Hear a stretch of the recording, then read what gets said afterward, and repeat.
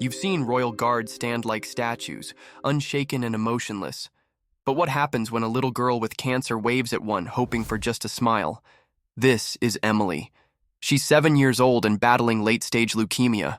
Her one dream? To visit London and see the royal guards in person, the real-life toy soldiers she loved so much. Dressed in a pink princess dress with a toy soldier's hat perched on her bald head, Emily sat in her wheelchair outside Buckingham Palace, waving with all her strength. Her tiny hand fluttered in the air, her eyes filled with hope. But the guards stood still, as they always do, locked in their centuries-old tradition of stoicism. She kept waving, her little arm growing tired, but still, no response.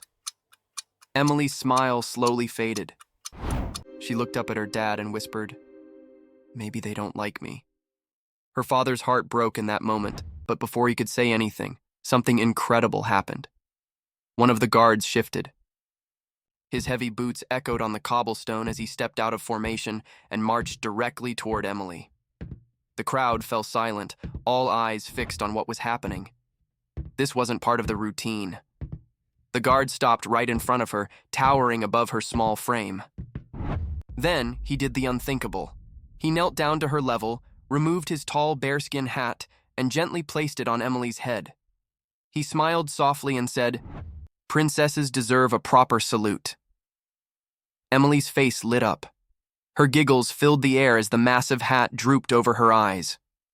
The guard stood tall again and gave her a perfect formal salute.